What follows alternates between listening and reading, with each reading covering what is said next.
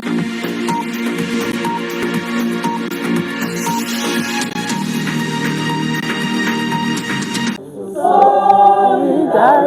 forever.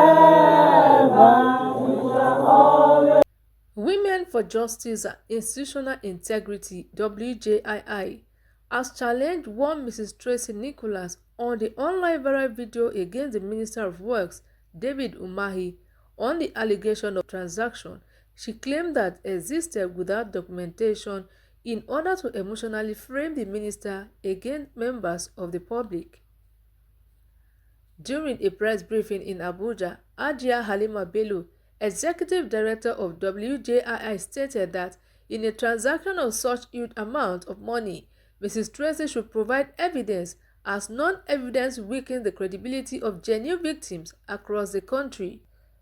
Hajiya Halima noted that as women that believes in justice with integrity, proper documentation of transaction must be provided, as she called on Mrs. Tracey as a woman to woman to provide evidence in court rather than using social media as a court of law.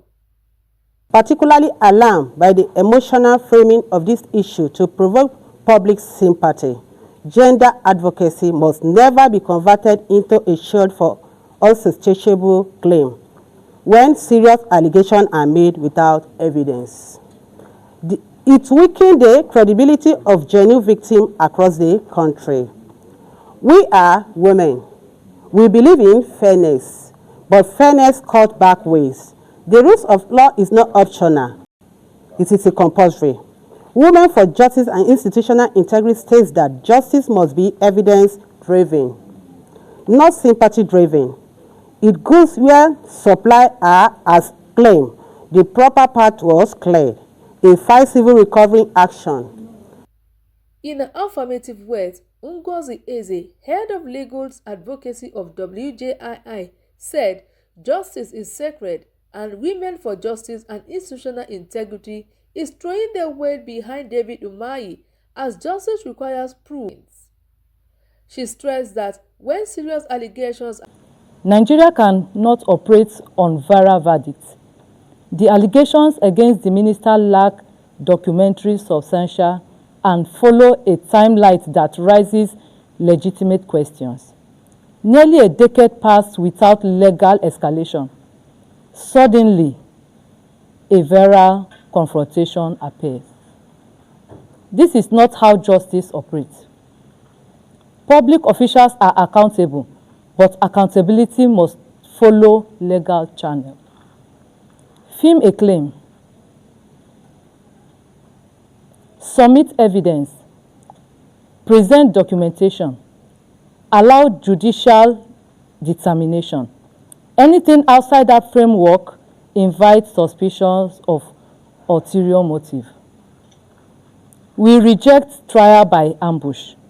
We reject reputational warfare disguised as activism. We reject emotional coercion as substitute for law. The rule of law must be maintained. Institutions must be protected. Reputation cannot be destroyed without proof. The National Women Alliance for Rule of Law stresses that social media must never replace judiciary. WJII therefore stand on the ground that justice is not served in front of cameras, rather in courtroom, and social media should not be used as a blackmail weapon against personality with integrity. Reckless allegations are being weaponized to attack governance without proof. A woman advocates for responsibility governance. Our mandate is clear. We defend structure, leadership, accountability through lawful means, and protection of public institutions from coordinated reputation sabotage. The viral claim by Mrs. Tracey Nicholas Ohiri against the Honorable Minister of Works, David Umahi, collapsed under basic scrutiny. A 24.5 million transaction allegedly occurred in 2015, nearly 10 years later. There is no account, there is no contract, no invoice tray, no delivery no delivery acknowledgement, no formal demands letter or court filing. Instead, we are giving emotional videos. Governance is not theater. A gubernatorial campaign is not a roadside market transaction. It operates through committees, documentation, and financial structures. No serious political structure approves tens of millions without paperwork. If this claim very genuine, why was it not pursued legally in 2016? Why not 2017? Why not 2018? Why wait until 2026 when the minister is overseeing critical Malik marriages? Coalition of Patriotic Nigerian Women, Sunday, 1st March, Abuja. We speak today as patriotic Nigerian women who understand commerce, contracts, and credibility. The narrative before the public insults the intelligence of serious business operators.